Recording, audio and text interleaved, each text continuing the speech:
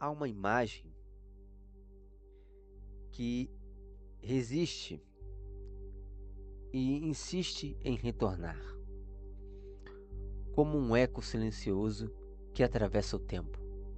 Um homem parado no meio de uma rua abarrotada, enquanto todos ao redor correm como se o chão estivesse em chamas. Sacolas nas mãos, olhos fixos em telas, promessas sussurradas em pixels, sucesso, beleza, pertencimento. E ainda assim, algo falta. Há abundância por todos os lados, mas dentro, um vazio que não se preenche. Talvez esse seja o verdadeiro retrato da nossa era.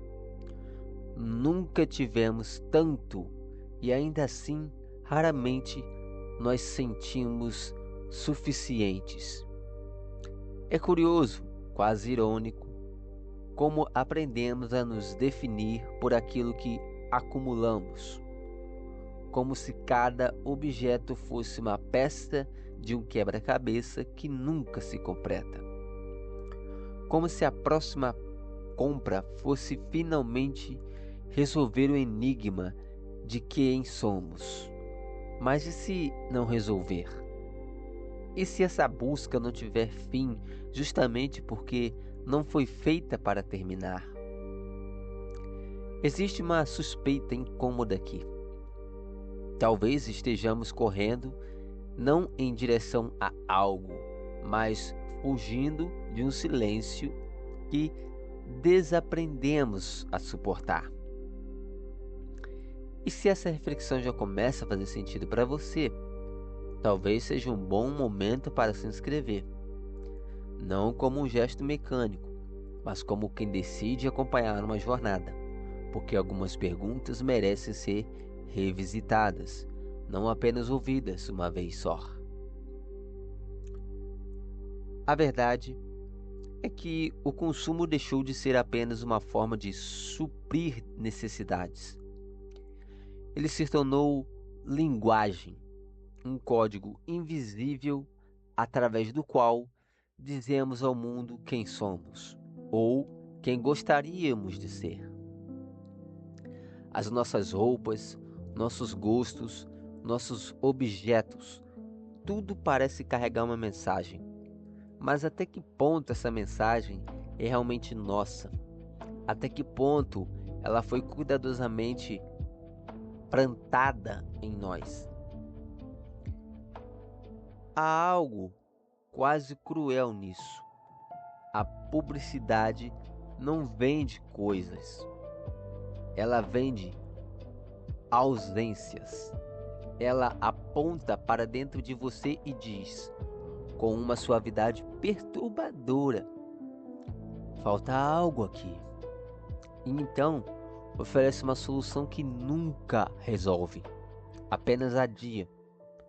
Criamos versões de nós mesmos para serem consumidas, avaliadas, aprovadas, tornando-nos vitrines ambulantes, esperando validação em forma de olhares, curtidas, reconhecimento. E o mais inquietante é que isso não acontece por acidente. Existe uma engrenagem invisível que precisa da nossa insatisfação para continuar girando. Porque alguém satisfeito demais consome menos. E alguém que consome menos escapa. Mas escapar exige coragem. Exige olhar para tudo isso e perguntar: isso realmente me pertence? Foi exatamente essa pergunta que um homem, há quase 2 séculos, decidiu levar até as últimas consequências. Harry David Thoreau não fugiu do mundo, ele apenas decidiu testá-lo. Às margens de um lago, construiu uma cabana simples e passou a viver com o mínimo necessário, não por negação, mas por investigação. Ele queria descobrir onde termina a necessidade e onde começa o excesso. E o que ele encontrou não foi pobreza, mas liberdade. Liberdade de não precisar provar nada. Liberdade de não correr atrás do que nunca sacia. Liberdade de existir sem constante sensação de estar atrasado em relação a alguém. Afinal, no meio de uma cabana em um lago, com quem você vai se comparar? Talvez a ideia mais desconcertante é que ele nos deixou, seja um homem é rico na medida em que pode abrir mão das coisas. Não no sentido de perda, mas no sentido de leveza. Porque cada coisa que você não precisa é um peso que você carrega. Vou me corrigir. Porque cada coisa que você não precisa é um peso que você não carrega. Pense nisso por um instante. Quantas das coisas que você considera essenciais realmente são essenciais para você? E se você sente que esse tipo de reflexão toca algo mais profundo, considere se inscrever agora. Não para acumular mais conteúdo, mas para paradoxalmente aprender a filtrar melhor o que merece permanecer na sua vida. Há uma mudança sutil, porém radical, que começa a acontecer quando deixamos de perguntar o que eu posso ter e passamos a perguntar o que realmente importa. É uma transição de ter para o ser. E ela não acontece de uma vez. Ela se infiltra aos poucos nos silêncios que criamos, nas escolhas que revisamos, nas ausências que deixamos de preencher automaticamente. Mas existe um obstáculo quase invisível nesse processo: o medo do vazio. Fomos condicionados a preenchê-lo de imediato. Um tempo livre vira distração. Um silêncio vira ruído. Um espaço vazio vira algo a ser ocupado. Mas e se o vazio não for um problema? E se for, na verdade, um espaço fértil, onde algo genuíno pode finalmente surgir? Essa é uma ideia que também ecoa do outro lado do mundo, nas tradições silenciosas do Japão. Ali, o minimalismo não é estética, é disciplina, é prática, é um exercício diário de desapego. O conceito de danshari, por exemplo, propõe algo simples na superfície, mas profundamente transformador. Rejeitar, descartar e desapegar.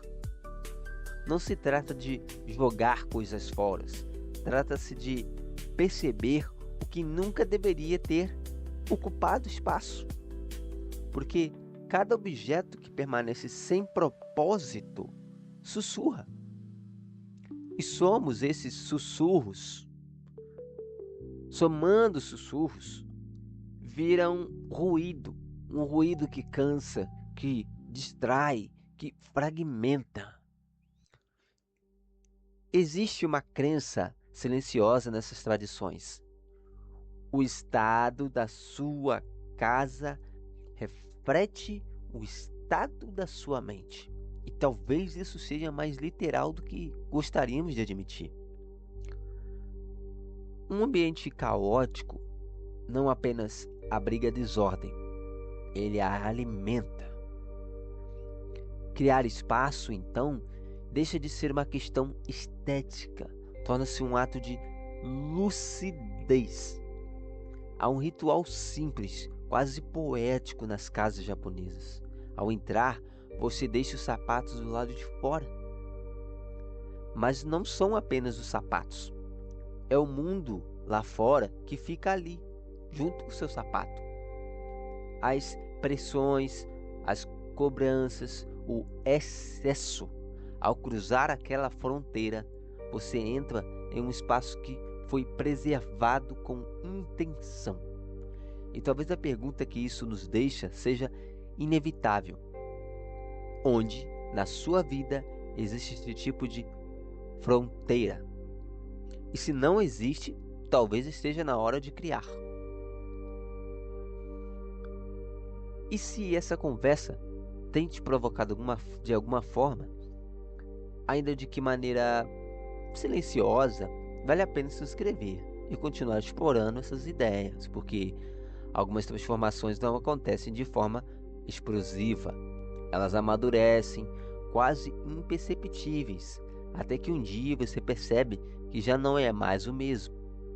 E isso depende de construir bons conteúdos. E eu aqui procuro entregar bons conteúdos, bons textos, boas mensagens, porque eu quero despertar em você o melhor de você. Bom, no fim, o minimalismo não é sobre ter menos, é sobre não ser dominado pelo que você tem. É sobre escolher com clareza, quase desconfortável, o que merece permanecer. É um mundo que valoriza um excesso. Viver com o essencial se torna um ato de rebelião silenciosa. É verdade, mas profundamente transformadora. Porque quando você para de correr atrás de tudo, algo curioso acontece. Você começa finalmente a encontrar a si mesmo. E talvez essa seja a única riqueza que nunca entra em liquidação. Então fica uma pergunta, não como uma conclusão, porque não pretendo trazer conclusões aqui. A minha intenção é fazer você refletir, mas como ponto de partida do que você pode abrir mão hoje para sentir o peso diminuir e, quem sabe, ouvir novamente a sua própria voz, a sua própria consciência, a sua alma, a sua mente, o seu nous, o seu Deus interior. E se essa pergunta ecoou em você, deixe sua reflexão aqui nos comentários, compartilhe com alguém que talvez esteja cansado de carregar mais do que precisa, ou ele até está cansado de carregar mais do que precisa e também não sabe que está carregando. E se fizer sentido, também se inscreva aqui para continuar essa jornada com a gente.